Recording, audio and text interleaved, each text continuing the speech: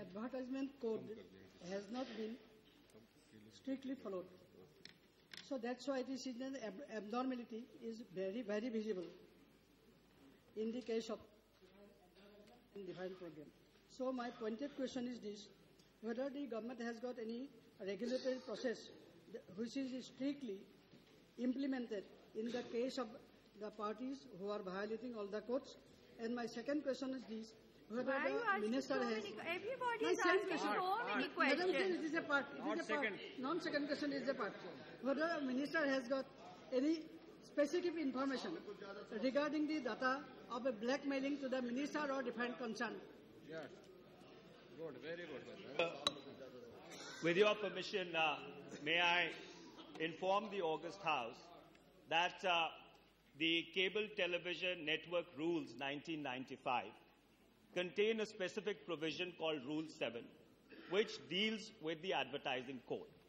Now, any violation of the advertising code is in the first instance dealt by the Advertising Standards Council of India called ASCI.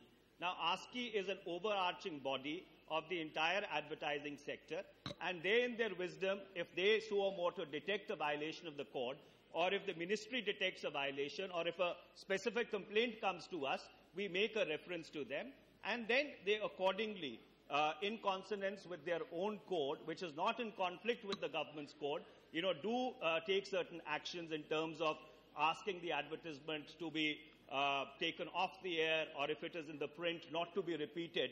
But if the government finds that the action is inadequate, then as I earlier mentioned, that under Section 20 of the Cable Television Networks and Regulation Act, we have an interministerial committee, and that interministerial committee then steps in and takes whatever action it deems to be appropriate. Yes, we have been extremely cautious and circumspect when it comes to government's intervention, because as I earlier pointed out, and I would most humbly like to submit, that when you are dealing with content, you are actually trying to regulate the mandate of Article 19 of the Constitution, and eventually whatever you do or you do not do has to stand the test of the court. So therefore, that is why we in our wisdom thought that in the first instance, allow the self-regulatory mechanisms to take root, because if there is a peer review, that peer review would be the best way of doing it. But if there is an aberration, then government does step in. Thank you.